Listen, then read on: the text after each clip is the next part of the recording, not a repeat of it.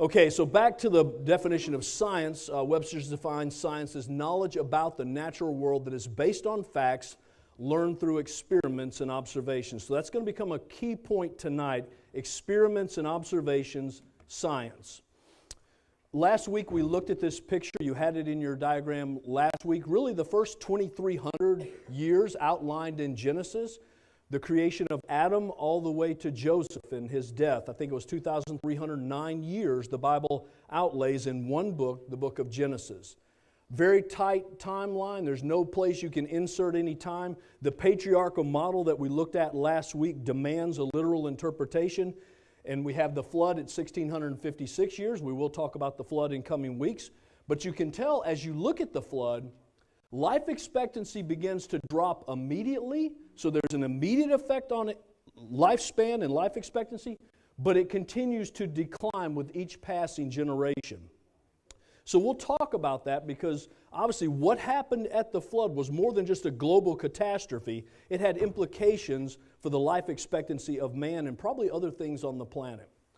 But you can see Methuselah died the year of the flood. Again, I told you Jamison, Fawcett, and Brown said his name means when he dies, it comes. And sure enough, that's exactly what happened. But that's Genesis, the first 2,309 years in the Bible.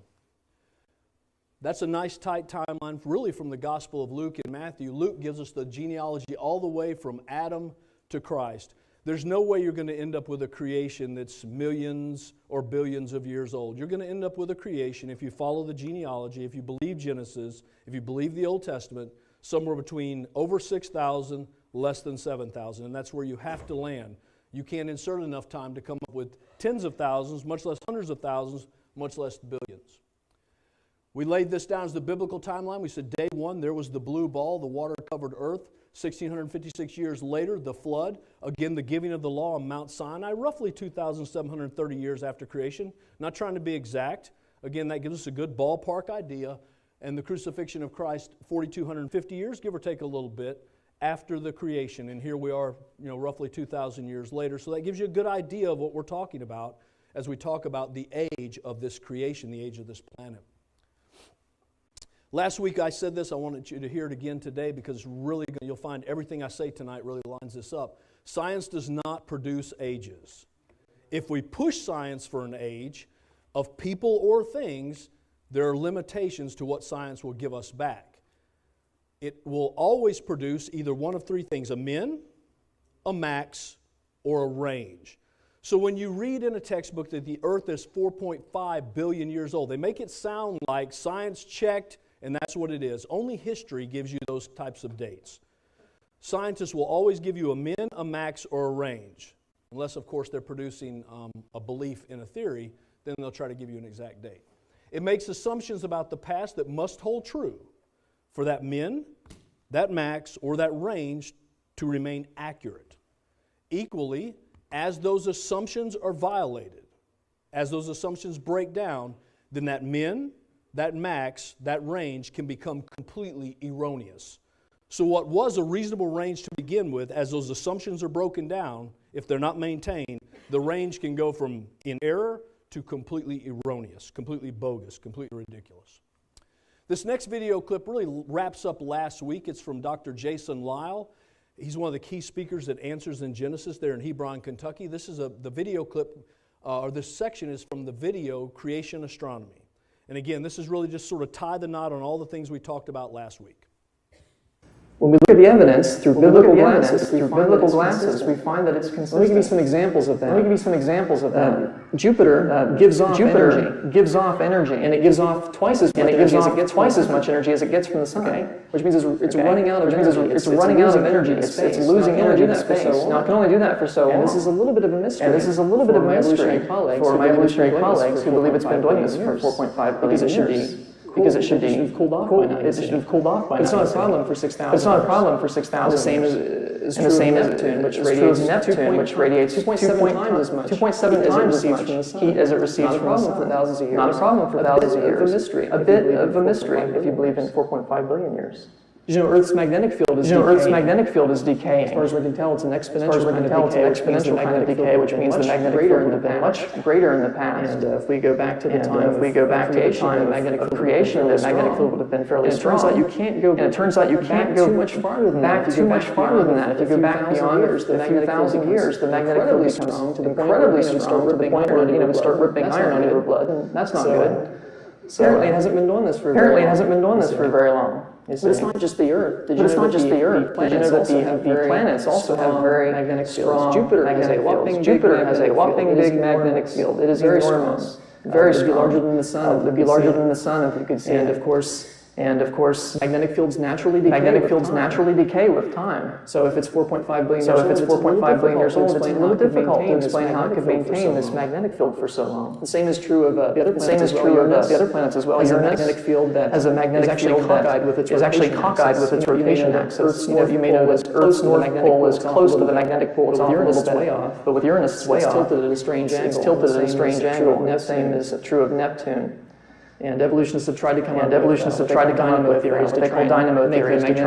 make the magnetic fields regenerate themselves. And that may work on the sun, but as far as I can tell, there's no evidence that that could work on planets or that it does. Dr. Russ Humphreys actually predicted the magnetic fields of Uranus and Neptune before the Voyager spacecraft flew past. And Humphreys, of course, he's a PhD nuclear physicist and a creation scientist, believes in 6,000 years. And he was able to correctly predict magnetic fields because he believed in 6,000 years. The magnetic fields had only decayed 6,000 years worth of decay, not millions of millions. The evolutionists were way off. Not surprising, they started with an incorrect presupposition. Comets are made of ice and dirt. And every time they pass near the sun, what would you expect? That ice is going to be blasted off the surface. It doesn't actually melt because there's not enough pressure to be liquid. It just evaporates off into space. That's what a comet's tail is. That's what a comet's tail is. It's material that the comet is moving by the sun. Every time it goes by the sun. And so as you might imagine, that can only happen for so long. And the comet's going to run out of material. We think it could do that for maybe 100,000 years. So if the universe is 4.5 billion years old, we got a bit of a problem. If it's thousands years old, it's not a problem. Now, of course, evolutionists understand this, and so they say, well, maybe there's a vast reservoir supplying new comets. And of course, we don't see that. We don't see an Oort cloud. Recession of the moon. The moon is actually moving farther and farther away from the Earth, stealing a little bit of our energy. The same thing that causes tides. Those tides pull on the moon and cause it to move further away. Now it's a small amount. So don't worry, the moon will look about as big tomorrow night as it does tonight. It's not a huge amount. Over 4.5 billion years, it moves in fact enormous distance. In fact, if you run the movie backwards, the moon would have been closer to the Earth. Only about a billion years ago, it would have been touching. Maybe you can make it 2 billion years. It's supposed to be 4.5 billion years old. That's a bit of a problem, isn't it? So that was really just a quick review before we moved in a totally different direction tonight. But I wanted to start in our new direction with a question. What is the most compelling evidence outside of radiometric dating? Because we'll talk specifically about radiometric dating methods during the 2 weeks of dating game. So what is the most compelling evidence outside of radiometric dating for an old creation? That's sort of the question I'd like you to ponder. Now, as you're pondering that, let me phrase the question differently. Maybe I should state it like this. As you consider a creation that's less than 7,000 years old, what do you wonder about? This is really applicable to me because this is what started the journey with Sandy and I. We wondered about things. She in particular wondered about things. The first thing she wondered about that caused me to wonder about them was, what about dinosaurs? What about coal? What about oil? What about diamonds? What about petrified stuff, the petrification process? And so I thought for night 2, we would deal with those things that I think most of us, thinking people, would wonder about.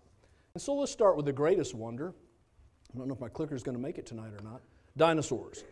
According to the evolutionary theory, the dinosaurs lived between 240 and 60 million years ago. The Triassic, the Jurassic, the Cretaceous periods when they went extinct abruptly. And there's a number of theories about that abrupt extinction, but that's okay. 60 to 240 million years and they went extinct.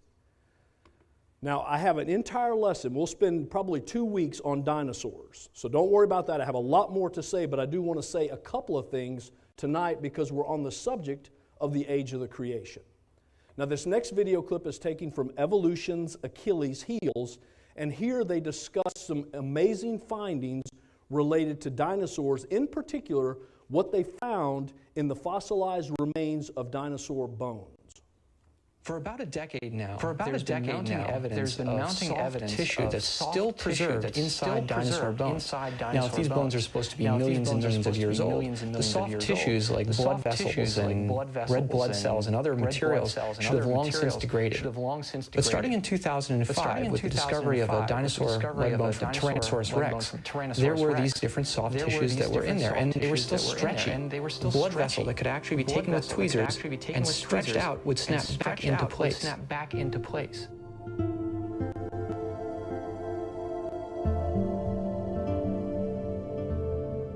More material was discovered, different types of proteins have been identified in laboratories, and now there are mounting evidences coming in from a wide range of different types of fossil animals, from the so-called age of dinosaurs. We've got Tyrannosaurus rex, Triceratops, a duck-billed dinosaur, even eggs from sauropod dinosaurs. Those are the long-necked ones from China. And so with mounting evidence now from not only North America, and not just one unit in North America, but from multiple levels of rock in the record, and from different continents, soft tissue is being identified more and more by more researchers in paleontology. In 2013, a remarkable paper was published documenting the discovery of bone cells and DNA from dinosaur bone. Now, they proved the DNA with 3 independent chemical tests, and they also found DNA in certain parts of the cell, which is just what we'd expect to find if it was in a cell nucleus. Also, they found proteins called histones, and that's where DNA is coiled up in dinosaur cells. They would not be found in bacteria, so this rules out contamination. So the recent experiment on how fast DNA breaks down shows that even under ideal conditions, it would not last anywhere near the time since dinosaurs were meant to have become extinct. These ideal conditions are temperatures well below freezing. Now, in real life, dinosaurs were meant to have lived in very warm climates, and warmth means that DNA would decay even more quickly. Therefore, the presence of DNA in dinosaur bones is very strong evidence against the millions of years timescale. So the preservation of dinosaur blood vessels, red blood cells, and beginning in 2013, even portions of DNA is impossible if the time frame we're talking about is millions or tens of millions of years. Now, as you might imagine, these findings are being challenged by many ardent evolutionists because this completely unravels the time frame that evolution presents. But at this point, the evidence is both compelling and overwhelming. And again, it's starting to come from multiple fields. Now, if you're like me, you're wondering, well, why did it take to 2003 for this to ever happen? Well, the truth is, it wasn't found because no one was looking. No one ever imagined that there was anything in the fossil that wasn't completely fossilized. So no one was looking for non-completely fossilized material in a fossilized dinosaur bone. But in 2003, Dr. Jack Horner was overseeing the excavation of a T-Rex in Montana, a complete specimen, amazing find. Because the femur was so large, they were not able to get it out with the helicopter that they had available. Okay, that's how big the femur was on this T-Rex. So they made the decision to break the femur into 2 pieces so that the helicopter could lift the femur out. What they did next was they took some of the fragments from the break and they sent them to Dr. Mary Schweitzer. Now, Dr. Mary Schweitzer is an assistant and colleague of Dr. Jack Horner. This next clip is from 60 Minutes, and it picks up the story right there.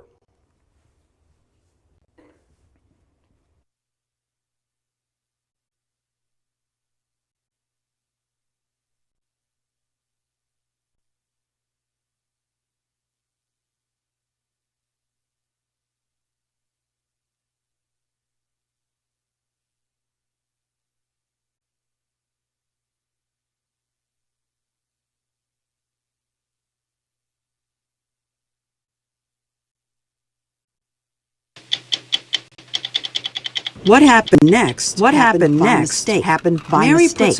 Mary put some fragments of the bone in acid to dissolve away the outermost layer of mineral. But the acid worked too fast, and all the mineral dissolved away. Being a fossil, there should have been nothing left. But there was. And it was elastic, like living tissue.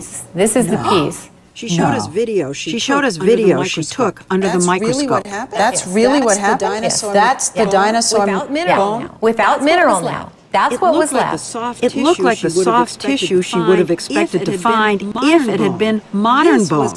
This was impossible. This bone was 68 million years old. So you see this. And you think. Didn't want to tell anybody. Didn't want to tell anybody. You'd be ridiculed. You'd be ridiculed, right? And so I said to my technician, okay, do it again. I don't believe it. And yet, in sample after sample, they were there. Things that looked suspiciously like flexible, transparent blood vessels.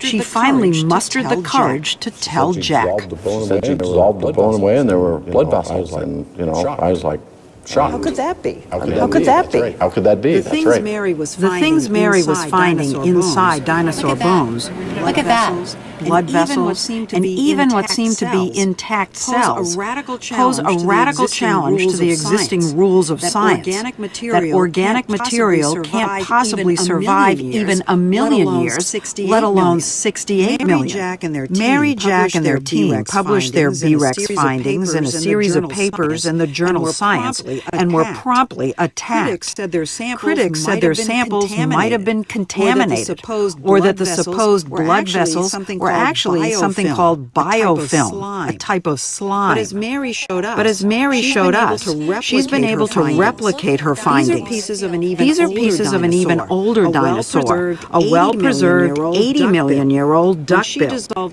When she dissolved it away in acid, Let's put this under the scope here. well, look, Is that a blood vessel? This is a blood You see vessel. the branches right there? You see the branches right there? And look at all of them. And it's so consistent. Over and over again. We do this bone and it comes out and I get excited every time. I can't help it. I can't help it. 80 million years old. Mary published her new results last year, and while some of her critics have been swayed, the controversy still rages, and the stakes are high. If blood vessels can survive 80 million years, what about DNA? After this video, years after actually, but DNA was found in some of Mary Schweitzer's samples from T-Rex. So the answer is indeed, not only have we found blood cells, blood tissue, bone tissue, we found DNA from dinosaurs in the area of cells that we would expect to find it. Yeah, that's not mine.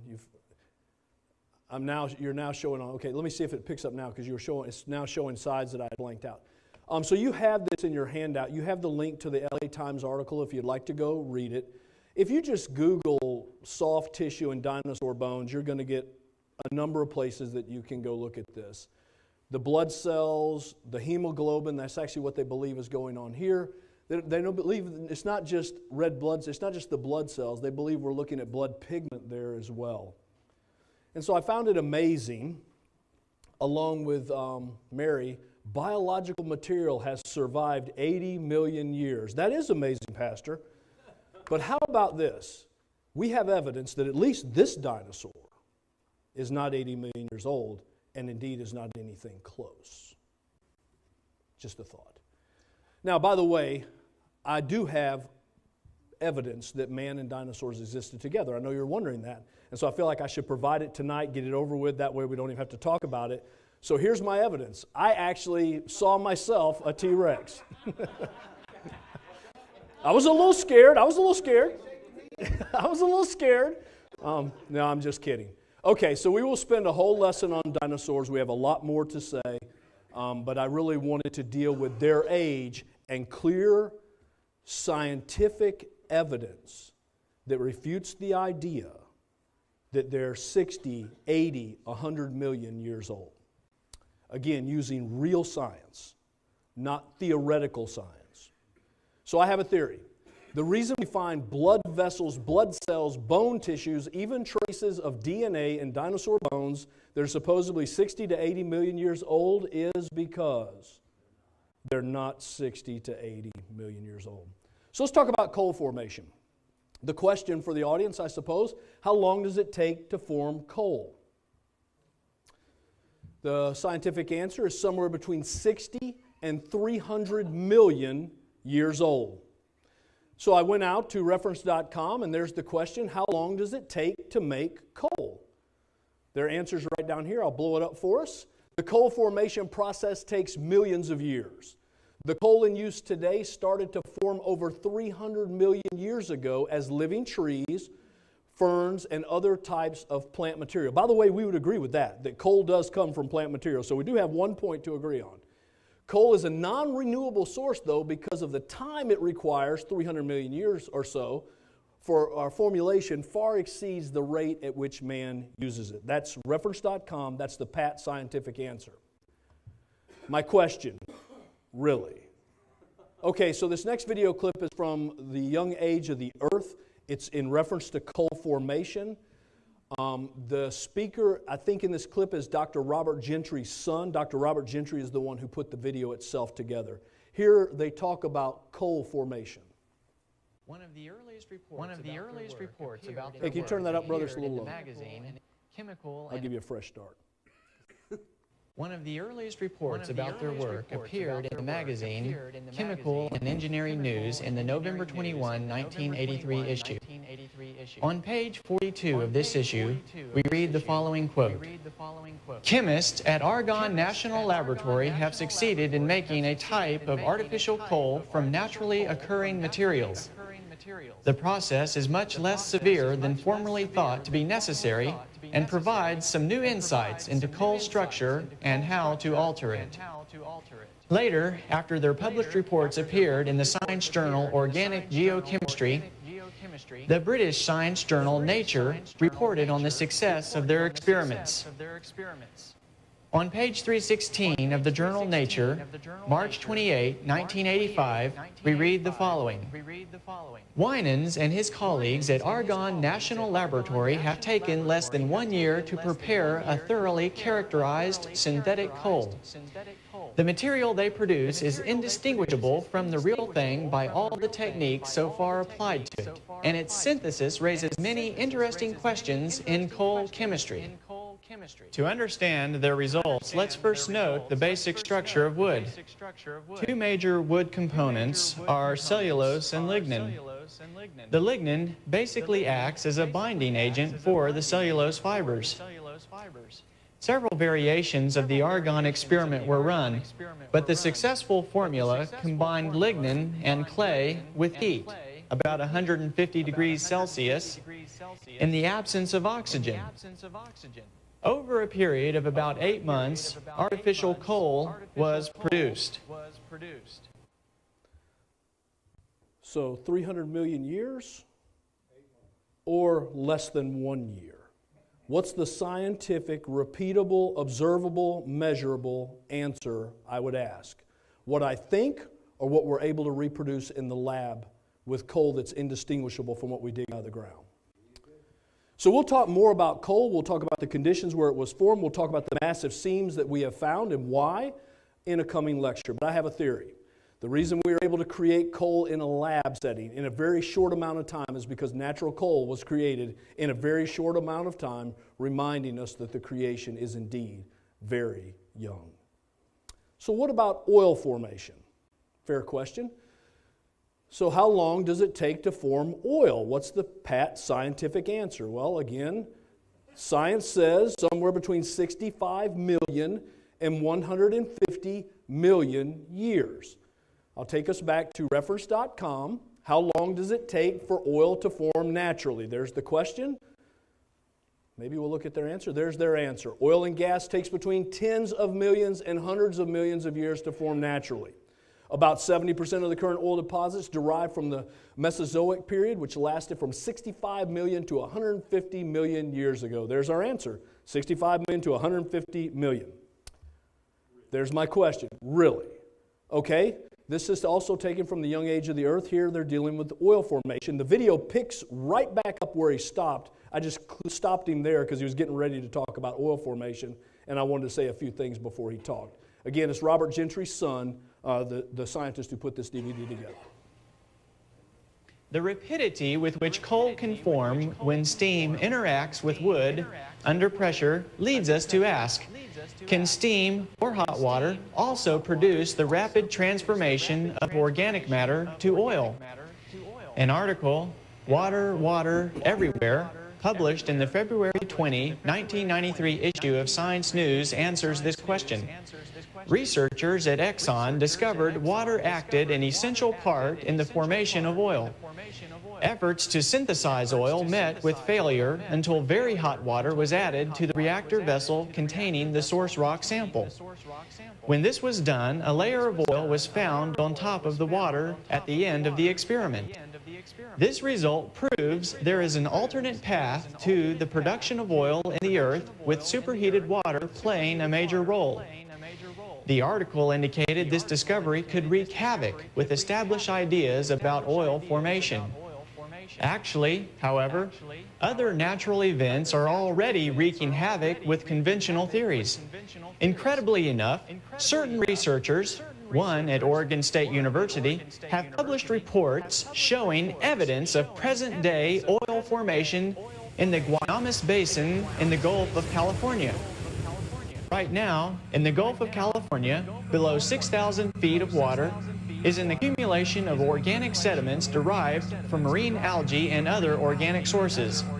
Below this, superheated water is being pushed up by a deep heat source through these sediments.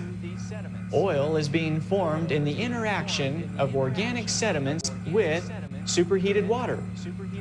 This hydrothermal oil from the Guaymas Basin is virtually indistinguishable from crude oils obtained from wells drilled in the earth.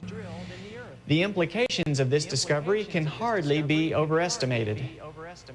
The possibility must be entertained that the genesis of the reservoir crude oils abundant throughout the world may be explained by hydrothermal processes similar to what's happening in the Guaymas Basin. But instead of an open dispersion of oil directly into the seawater, a closed system could easily be visualized where a reservoir of crude could be collected. It is conceivable that a worldwide flood was instrumental in the production of the tremendous oil reserves of the Middle East and elsewhere.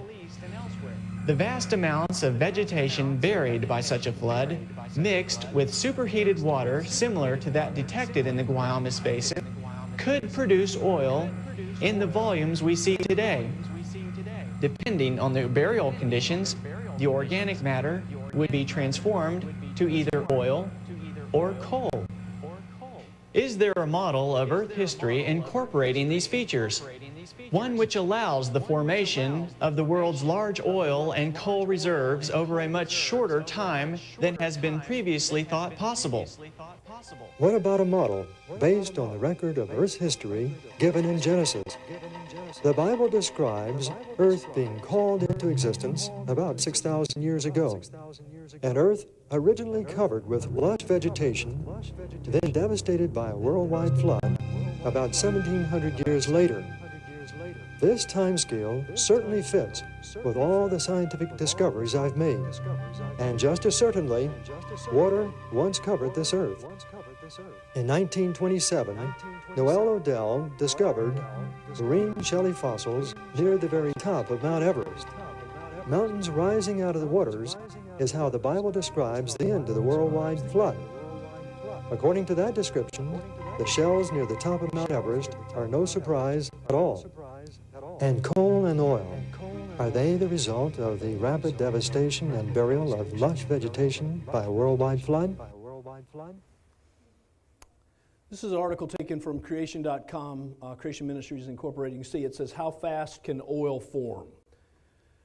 Again, this is coming from all areas now. Researchers from Battelle Laboratories in Richmond, Washington are able to convert raw sewage into usable crude oil in 2 days. Commonwealth Scientific and Industrial Research Laboratories in Sydney, Australia has been able to produce oil from oil shale and brown coal within days. So again, I would ask the question using real science, repeatable, measurable, how long does it take to create oil? With the right conditions, very rapid. We saw it as being instantaneously created in the interaction of hot water and organic material. So I have a theory. The reason we're able to create oil in a lab setting in a very short amount of time, and we can see it created instantaneously in nature, is because our oil reserves were created in a very short amount of time, reminding us that the creation is indeed very young. Diamonds. So question, I'm sorry, I have to ask. How long does it take to form a diamond? Well, interestingly enough, that depends. If you're talking about synthetic diamonds, we can do those in a couple hours up to a couple of days. That should tell us a good idea right there. But natural diamonds were all created between 1 and 3.5 billion years ago. Billion, billion. You know what I would say, right? Really? Okay, so this is an article taken from Creation Ministries Incorporated, creation.com, and you can see it says, Diamonds, a creationist's best friend. If you blow that up, it says, radiocarbon in diamonds, enemy of billions of years. This article is taken from Answers in Genesis. It says, radiocarbon in diamonds confirmed. This article is taken from Institute for Creation Research. You can see it. It says, diamonds and strata have too much carbon-14. These articles are everywhere now. What is this all about? So we'll talk in detail about carbon-14 dating when we talk during the dating game. But for now, I want to briefly discuss diamonds, and so I need to set the background just a little bit. But don't worry, we'll talk about carbon-14 dating, how carbon-14 is formed, all of that in 2 weeks. So our atmosphere contains very small amounts of radioactive carbon, carbon-14, that converts back ultimately to nitrogen. Carbon-14 combines with oxygen in our atmosphere to make carbon dioxide, but that carbon dioxide it has radioactive carbon, so the carbon component is going to decay back to nitrogen over time. Now, a very small amount of that radioactive CO2, that radioactive carbon dioxide in our atmosphere, ends up being consumed by plants.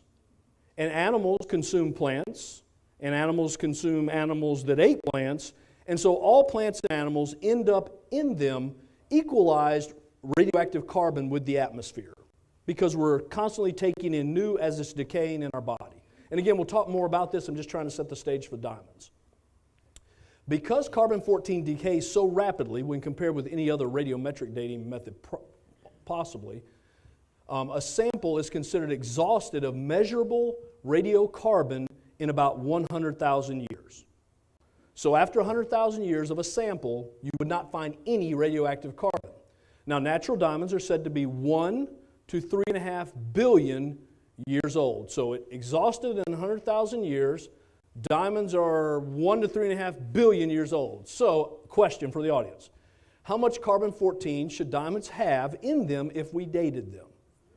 Frank gave it to me, right? Frank said it. He just flashed it to me. He said none. He said zip. He said zilch. He said nada. That's exactly right. It should have none. It should have been long gone. 100,000 years top end. And we're talking billions of years. So to date, that I'm aware of, there may be others, but that I'm aware of, we've dated, carbon-14 dated 8 natural diamonds. All of them have returned a date. Now there's a dirty little secret in the dating game. All the coal they've ever dated, all the oil they've ever dated, and fossils when they date them, all return dates too. They don't tell you that, but we have never found a sample of coal, which is supposedly hundreds of millions of years old, that does not return a carbon date. But their excuse is, well, that was contaminated. Well, that's what makes the diamond one of our best friends. The hardest substance on the planet, the tightest lattice structure we know of, cannot be contaminated. Whatever you find inside a diamond is what's inside the diamond. Again, the claim that it was contaminated doesn't work with diamonds. So this next video clip, again, is from Evolution's Achilles' Heels, talking about carbon-14 of dating of diamonds. People think carbon dating can be used to date things that are millions or even billions of years old. However, because of its half-life, carbon dating can only be used, theoretically, to date things that are at most a few tens of thousands of years old. Because after that length of time, so much of the carbon-14 is decayed that there's not enough of it left to be detected, even with today's modern instruments. If the whole Earth was pure carbon-14, it could only last about 1 million years before it's all gone, and we couldn't detect detect it. And yet, we repeatedly find carbon-14 in objects which are claimed to be millions and even billions of years old, including diamonds. But the fact that we're finding carbon-14 shows they can't be millions or billions of years old. So carbon-14 is in fact a very strong ally of the biblical timescale and strong evidence against the millions of years of evolution. What dating of fossils has shown us over time is that there is carbon-14 in the fossil material. This is true whether or not they are fossils of mosasaurs, or fossils of seashells, or fossils of petrified wood, or any of the varieties of fossil fuels that we have, especially coal and oil and natural gas. Samples of these have been analyzed since the 1970s and consistently show us ages that there shouldn't be if they were in fact millions of years old. Coal is a particularly interesting case for carbon-14. Coal is the remains of plants that have been compressed, and so they were part of the ecosystem, or had an active connection to carbon-14. It's found globally, and it's found throughout the geological record. When creation scientists sampled coal seams from different places and analyzed them for the amount of carbon-14, they found that regardless of where they were collected or from what layers of geology they were found, they all registered statistically the same amount of carbon-14. So with the coal seams, rather than providing evidence of gradual deposition and formation of coal over tens or hundreds of millions of years, the identical amounts of carbon-14 in all of the samples that were collected actually shows that they were all buried within the recent past. So again, as we think about diamonds and carbon-14 dating of diamonds, scientifically, would we come to the conclusion they're 1 to 3.5 billion years old, or indeed scientifically repeatable, measurable, real science, we would determine they're indeed very young, the fact that they return to age at all. So I have a theory. The reason diamonds return carbon-14 dates that they should not due to their supposed age of billions of years is because they're very young. Petrified items. So how long does it take for the petrification process to occur? Well, this is, you won't find many science websites that will answer this question because there's so many examples of recent petrified things. But I did find Wikipedia, they were willing to go out on the limb with it. So they said, how long does the petrification process take? And they went on to say, well, ultimately, it takes a minimum of about 10,000 years. And you know what I would say? Really? This is a hat found in a New Zealand mine. It'd been there left about 50 years. Completely petrified. This is petrified flour. When they shut down the plant, they closed the doors, they came back a little less than 100 years later and they found bags of petrified flour. Less than 100 years. This is a petrified pickle. I showed this on one of the teasers. That was the jar the petrified pickle was found in. That's a petrified teddy bear that was created in about 2 weeks. That's a petrified, you can't see the bear real well, and a petrified paper rose, like you make with a napkin, both made in 2 weeks.